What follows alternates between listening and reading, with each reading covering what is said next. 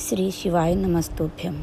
हर हर महादेव। दोस्तों, इस वीडियो में हम आपको बताएंगे कि गुरुजी ने बताया कि वैकुंठ धाम कैसे जाया जाता है और वैकुंठ धाम जाना अच्छा होता है या कैलाश पर जाना अच्छा होता है।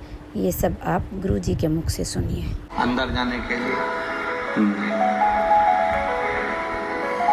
वहाँ तो केवल एक पास चलता है, जिसने भगवान की भक्ति करी, किसी भूखे को भोजन कराया, प्यासे को पानी पिलाया, किसी गरीब बड़े की जिंदगी में काम आया। बस यही वहाँ चलता है। अपने हाथ से पुण्य करते चलना, वो पुण्य तुम्हें वैकुंठ का निवास देगा। पुण्य तुम्हें वैकुंठ का निवास देगा। अच्छे कर्म तुम्हें वैकुंठ का निवास देंगे। अब ये तो तुम्हारे ऊपर है कि तुम वैकुंठ जाना चाहते हो, नरक जाना चाहते हो। हमारा तो बिल्कुल विचार नहीं है कि हम वैकुंठ जाएं, क्योंकि वैकुंठ में जाएंगे तो करेंगे क्या वहां पर? भगवान नारायण तो दिन भर पितृलोक में बैठे रहते हैं। लक्ष्मी जी भक्तों के घर में जाती रहती हैं। वैकुंठ पूरा खाली पड़ा रहता है, रूम मिल जाता है, एसी का खाने के लिए भोजन मिल जाता है, सोने की थाली, चांदी के कटोरे सब मिल जाएगा, दासियां मिल जाएगी, चवन डोलाएगी, सब मिल जाएगा। पर भगवान की शिव महापुराण की कथा नहीं मिलेगी। इसलिए कैलाश पर्वत सबसे अच्छा है। वहां भगवान की भक्ति भी हो, भजन भी हो, कीर्तन भी हो, मंत्र जाप भी हो, स्मरण भी हो, नाम जाप भी हो। और रोज भक्त आएंगे, एक लोटा जल चढ़ाएंगे तो मेरे महादेव के चरणारविंद का जल रोज आचमन करने को मिलेगा, तो मेरी जिंदगी सार्थक होती चली जाएगी। इसलिए बोल बम का नारा है,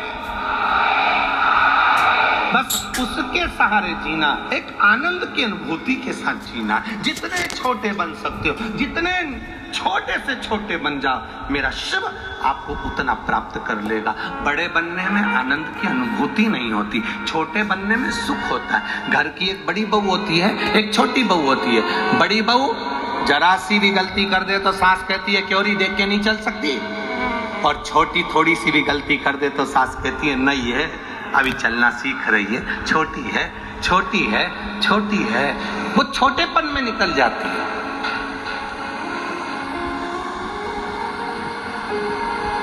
घर की जो बड़ी बहू होती है उसको बड़ी मर्यादा में रहना पड़ता है। मामा जी आएंगे भोजन करेंगे, काका जी आएंगे भोजन करेंगे, और छोटी सबसे पहले खा पी के वो गई। कौन देखे? छोटी है। डांट लगेगी तो किसको लगेगी? बोलो बोलो, जम के बोलो जरा। बड़ी तुझ में अकल नहीं है, तू तो बड़ी थी, हमारे घर की बहू थी, इतना बड़ा, इतने पुरानी है, तुझ में तो अकल होना चाहिए। कहाँ तू ऐसी हो गई? तेरा विचार कहाँ है, सोच कहाँ है? उसको समझाया जाए। छोटे बन जाओ, बहुत। और जितने छोटे बनकर सुख का अनुभव करोगे, उतनी जिंदगी का आनंद पा जाओगे। जितने छोटे बन।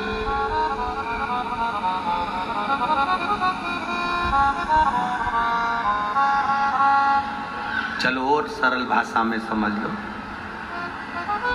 15 साल के लड़के को कोई माँ यहाँ गोद में लेके बैठी है, जम के बोलो जरा। 15 साल के लड़के को कोई माँ गोद में लेके बैठी है? नहीं। 6 महीने के बच्चे को माँ रोड पे छोड़ देगी क्या? 8 महीने के बच्चे को, 1 साल के बच्चे को, 1.5 साल के बच्चे को माँ कहीं छोड़ती नहीं है, हाथ पकड़ के रखती है, गोद में बिठा कर रखती है। उसी तरह छोटे बच्चे को माँ अपनी गोदी में रखती है और बड़े बच्चे को माँ दूर रख लेती है। उसी तरह मेरा भोलेनाथ जो छोटे हैं उनको अपनी गोदी में रख लेते हैं, जो बड़े हैं उनको थोड़ा दूर रख देते हैं।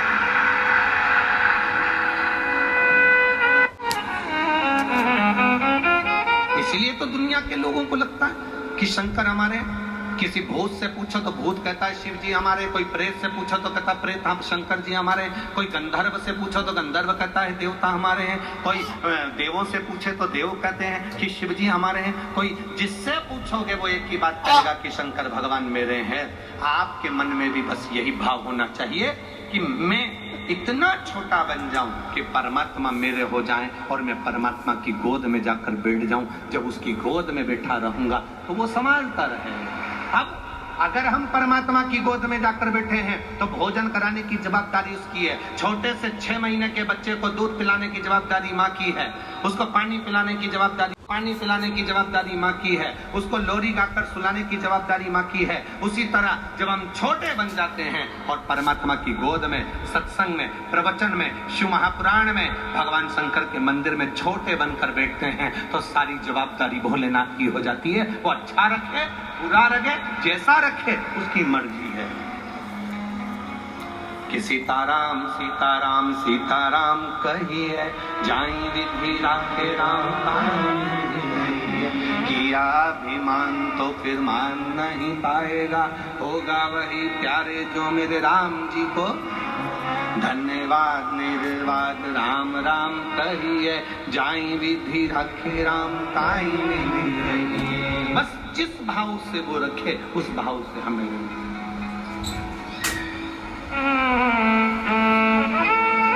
एक बार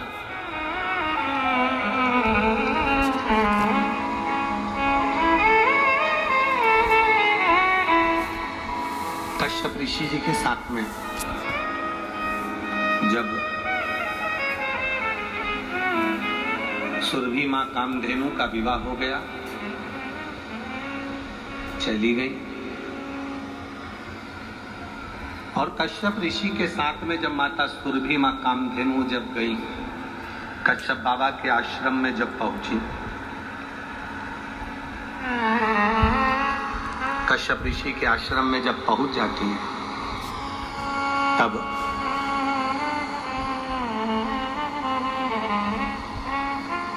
आज कश्यप ऋषि सुरभि को देख रहे हैं और कश्यप ऋषि ने सुरभि को क्या देखा कि सुरभि गाय के पूरे शरीर में 33 कोटि देवी देवता विराज, संपूर्ण शरीर के अंदर।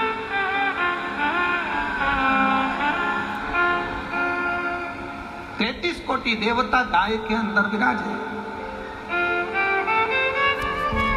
कश्यप ऋषि ने क्या देखा कि मैं संध्या करता हूं तो जितने भी देवी देवता इस संध्या करते हैं, मैं भजन करता हूं, सुरभि के शरीर में जितने भी देवता हैं वो भजन करते हैं, मैं कीर्तन करता हूं, सुरभि के शरीर में जितने भी देवता हैं वो सब कीर्तन करते हैं।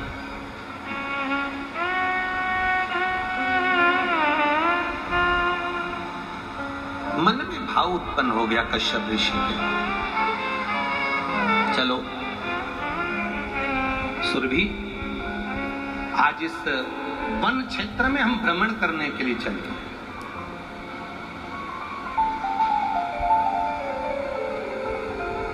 और वन क्षेत्र में भ्रमण के लिए जब कश्यप ऋषि सुरभि गाय को लेकर निकले, माता सुरभि कामधेनु को लेकर निकले,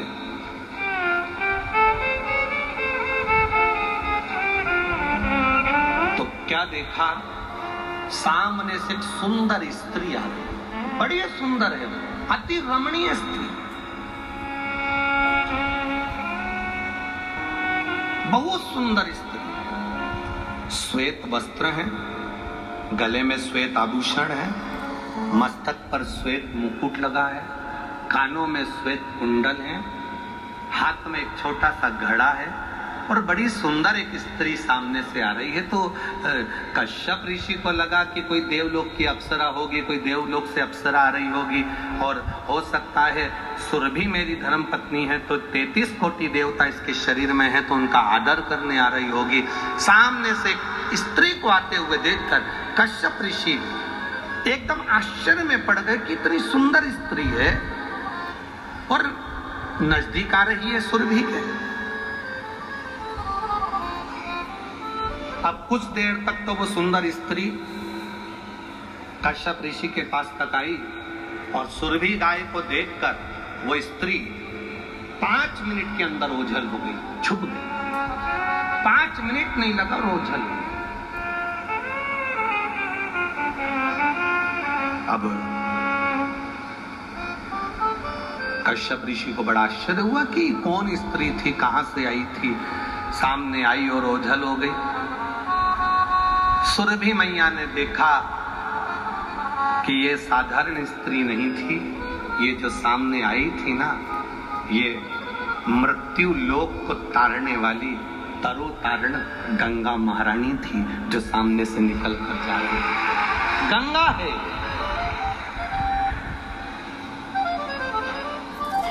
जो ये सामने से निकल कर जा रही है, ये गंगा है। कश्यप ऋषि से सुरभि मां ने कहा, जो सामने आपको दिखी थी सुंदर स्त्री, वो गंगा थी। गंगा? हाँ। तो रुकी क्यों नहीं, ठहरी क्यों नहीं? उस गंगा ने मुझसे बात क्यों नहीं करी?